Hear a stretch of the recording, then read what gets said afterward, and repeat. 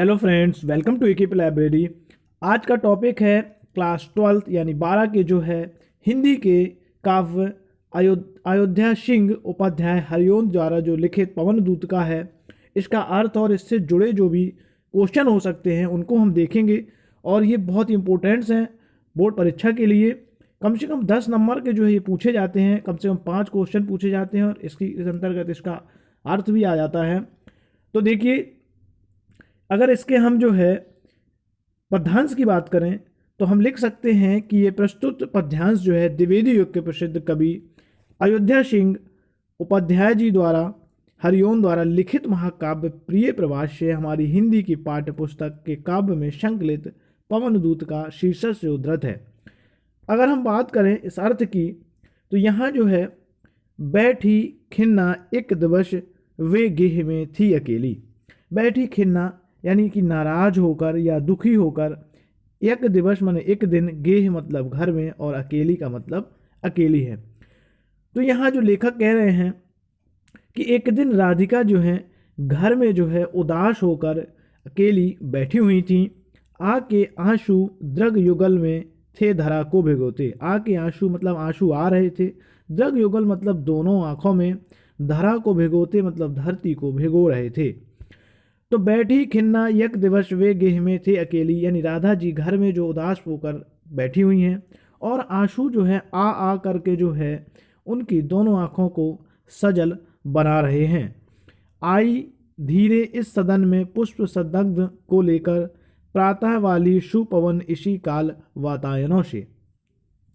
आई धीरे से यानी पवन यानी हवा जो है बड़ी धीरे से जो है इस समय प्रातःकालीन जो भी सुगंधित हवा है, पुष्प संदग्ध यानी सुगंधित हवा पुष्पों वाली, प्रातःकालीन यानी सुबह की जो है वो खिड़कियों से हो करके जो है घर के अंदर यानी प्रवेश कर रही है, घर में आ रही है। वातायनों से यानी खिड़कियों से जो हो करके जो है घर में सुबह सुबह जो हवा है सुगंधित हवा आ रही है। संतापों को विपुल बढ़ता देख के दुखिता हो। संतापों को यानी जब पवन जो है संतापों को यानी दुख को, विपुला में बढ़ता मतलब बहुत ज़्यादा उनका दुख बढ़ रहा है, यह देखकर जो है राधिका जी पवन के प्रभाव से दुखी होकर उन्हें एहसास हुआ कि उनका दुख बढ़ता गया है या बढ़ रहा है। तो धीरे बोली सा दुख उससे श्रीमती राधिका यूं। तो राधिका जी जो है धीरे से पवन से कहा कि हे प्रातःकालीन पवन। उन्होंने जो कहा कि हे प्रातःकालीन पवन, धीरे प्यारी प्रातः पवन इतना क्यों मुझे है सताती। हे प्रातःकालीन पवन, तू जो है मुझे क्यों इस प्रकार सता रही है। क्या तू भी कलुषित हुई काल की क्रूरता से। क्या समय के प्रभाव से तू भी कठोर हो गई है। क्या तू भी दूषित हो गई है। क्या तुझ पर भी इस समय की क्रूरता का प्रभाव पड़ा हुआ है। ऐसा जो है राधिका जी पवन यानी हवा से कह रही हैं। अब अगर इनके क्वेश्चनों की बात करें हम तो ये क्वेश्चन जो है कम से कम 10 नंबर के पूछे जाते हैं। ये 5 क्वेश्चन पूछे जाते हैं और ये प्रत्येक जो क्वेश्चन 2 नंबर का होता है। तो इस हिसाब से जो है बोर्ड में ये 10 नंबर का टॉपिक पूछा जाता है और ये बहुत इंपॉर्टेंट टॉपिक है। तो अब इससे जो जुड़े क्वेश्चन हैं वो जरूर देख लेते हैं। देखिए, दिया है पद्यांश के पाठ और कवि का नाम लिखिए, या फिर अथवा में पूछा जा सकता है कि उपयुक्त पद्यांश का संदर्भ लिखिए।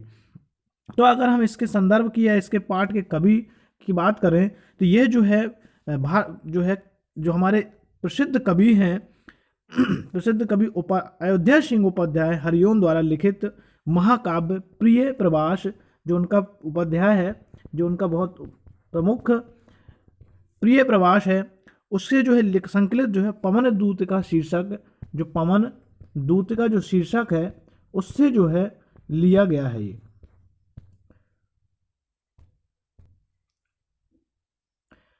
अब अगर बात करें रेखांकित अंश की व्याख्या की तो वो हम पहले आपको बता चुके हैं और आप देख सकते हैं।